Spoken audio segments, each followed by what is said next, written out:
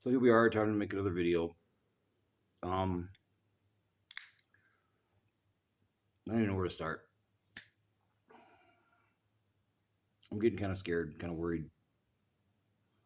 Those of you who are wondering if I'm crazy or not, who knows? Maybe I am crazy, but I know one thing. I'm genuinely scared of this dude. I'm afraid he's going to shoot me or something. Casey Napkin, investigator from Yellow Medicine. He's a bad dude, man. He goes above and beyond the law, outside the lines of the law, to get what he wants. Case in point, I don't know how long ago it was. I wasn't living here then, but the building that's right on his block, the Senex there.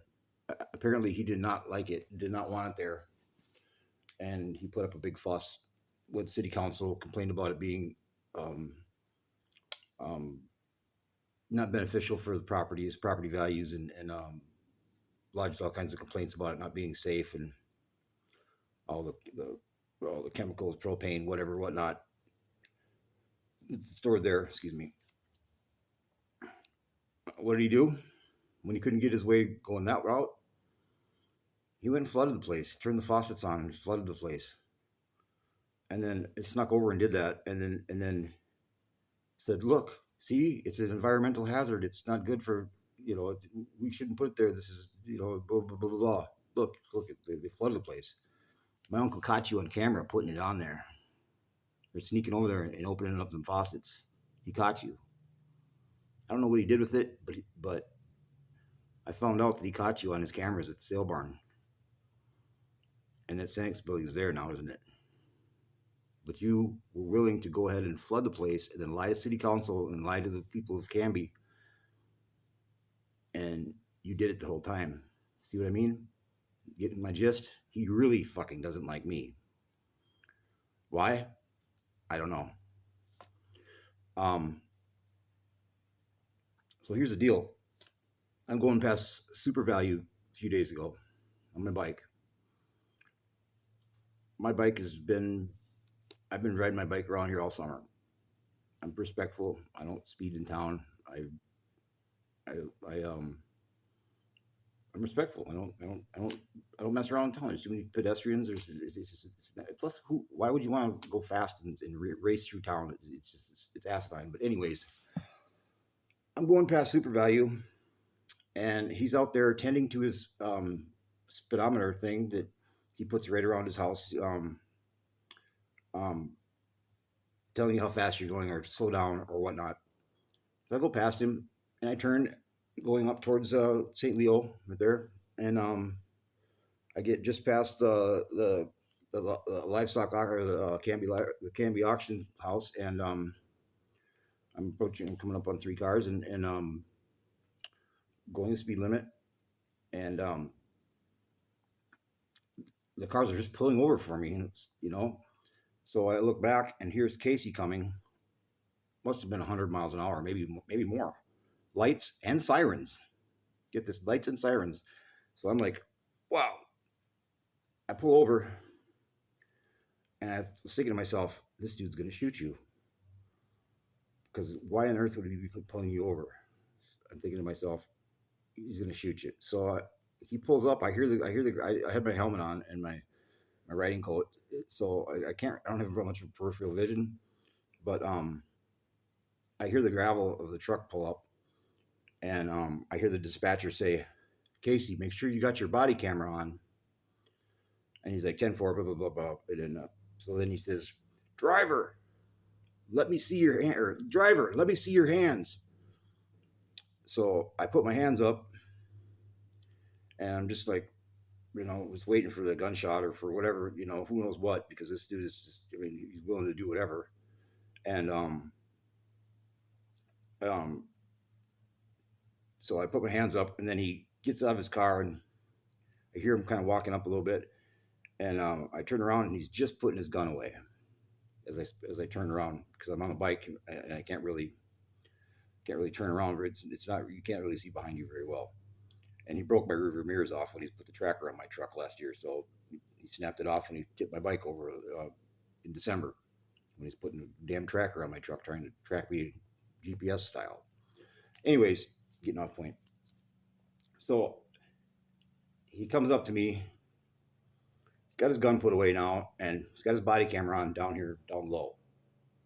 So I'm fiddling with my phone trying to record the stop, but I don't have any service because my phone is I guess got a new phone, a cheap one because my good phone broke, and I don't have any service right there, actually anywhere really, but I don't have any service, and I couldn't record. It was I couldn't upload. I guess I could have recorded, but um, I'm fiddling with my phone, and he tells me, "Let me see your license." All right, you've seen my license. You've had it in your hands multiple times. Um, what he was fishing for was a bicycle or a motorcycle license because um, I haven't had a chance to go take my riding test. I've just taken my written, so I have a permit. I've had a permit for like 3 years. I just keep on going taking the permit test because I just haven't had a chance to go take the driving test. A lot of people do it, but I just went and did it Saturday. So he knew that, but he didn't know that I went and took the test. So I give him my license, and then um, give him the piece of paper, and he goes back to the truck. And when he calls it in, he doesn't say my name and my driver's license number. He just says Mr. Gullickson. He says there. He already had it. He's already like it's already going. He doesn't even need to call my license in. They have it on autopilot. I just wonder like how many good cops are sucked into the bad shit that he's trying to do.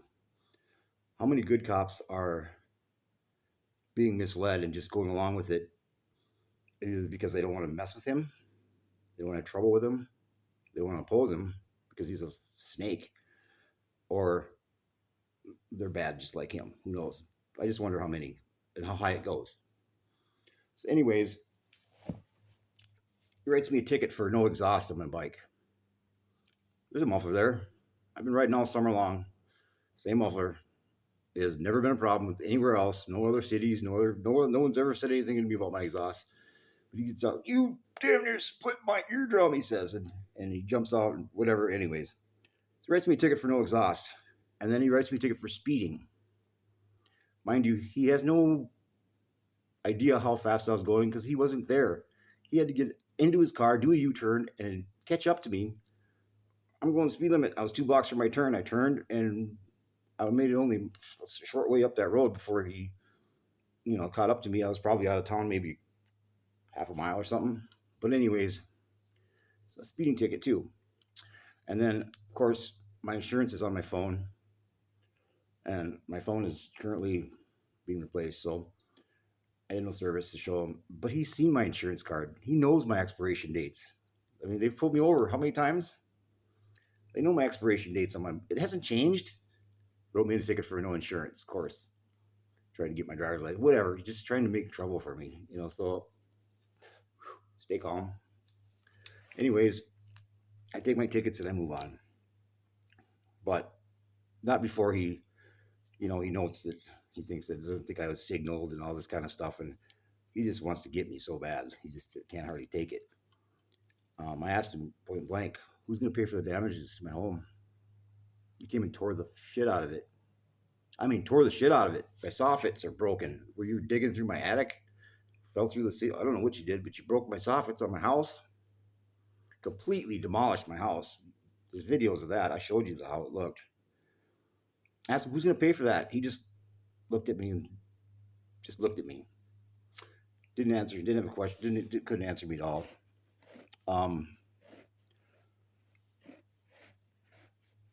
I have a feeling a lot more is going to come to light in the next, few months. I have my house up for sale. There's a serious buyer on the line. Possibly could be sold. I don't want to move. I like it here. Truthfully, I don't even mind the city cops. I don't think that they're really. I don't think they're really bad cops. I think that they're misled. I think they've bought into the whole thing that this detective Casey is detective. I use that term really loosely, but investigator napkin, which is basically a token term for we don't want to make you an officer, sheriff, deputy, so we're just gonna make you an investigator. Um, which I'm sure he's adequate at. But anyways, he tells me that my speeding ticket or my speeding was his judgment, not based on uh,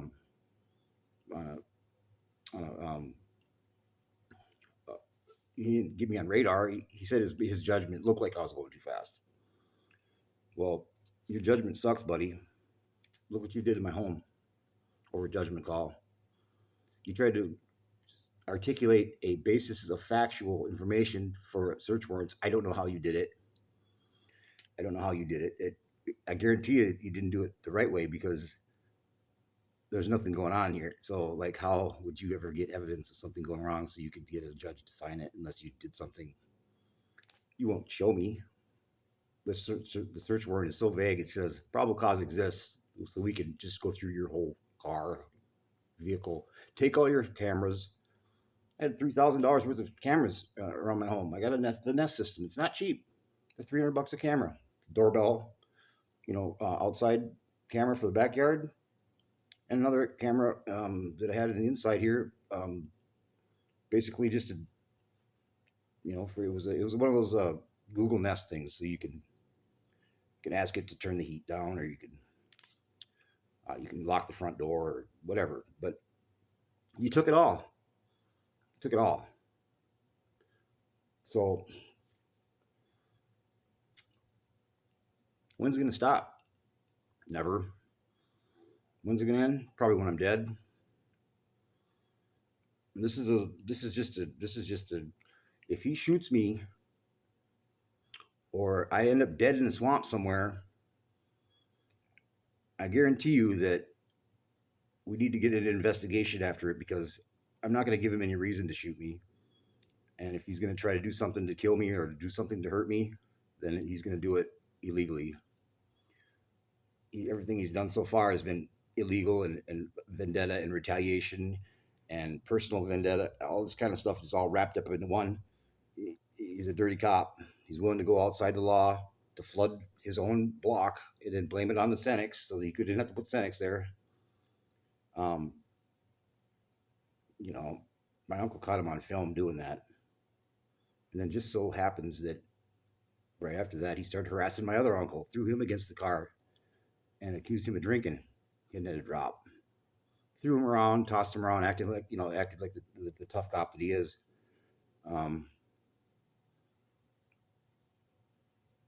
Little man's disease, or whatever they call it, syndrome, whatever. Napoleon had it. Get help. Anyways, time is running short. I don't expect a community to rally around me. I'm new here. I don't expect anybody to believe me. I know I had a short period of time in which to try to fight this with him, but putting signs on my house and trying to talk to people and reason to people who really just don't want to be bothered with it because he's not after them, and like I'm not really anything. I'm collateral damage basically, and fodder for his amusement. So it's a pretty precarious situation. I feel pretty scared a lot of times. I worry about what things he might do, and I'm not crazy. I don't have a tinfoil hat in the back. I'm actually an educated person, and I just don't really give a fuck anymore. That's what's up. That's why I put it on my house. You got the word out. 4,000 of you have looked at my videos. Some of you that have watched my videos are city council people. Some of you are cops. Some of you are sheriffs. Some of you are BCA. Some of you are even FBI. Because he brought all you into my house when he searched it. And I have it under good knowledge that you chewed his ass after you wasted your day.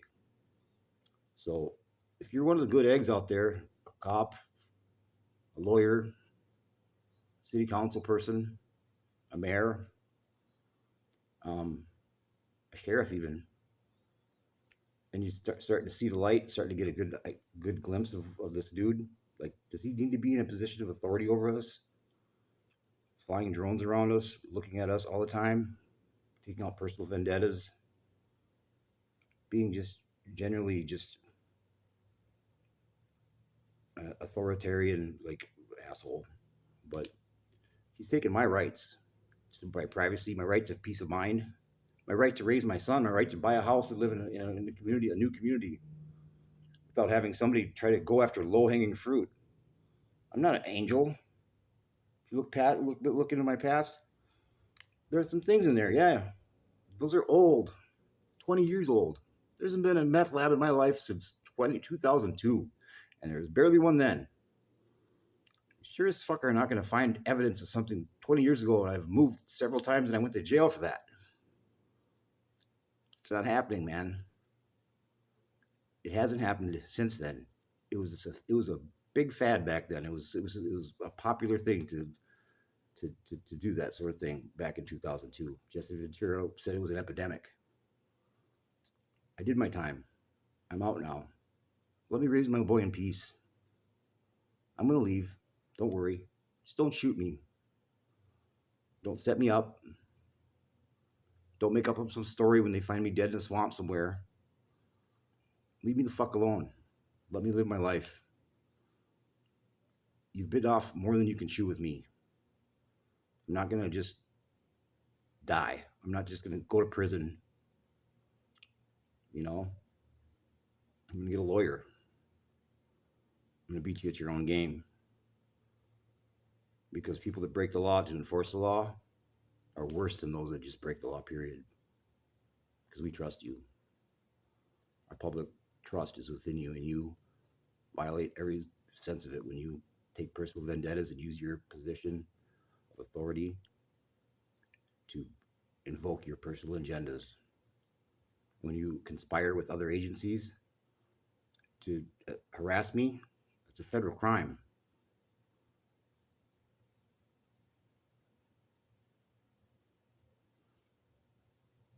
Thanks for your time, guys. I appreciate you tuning in.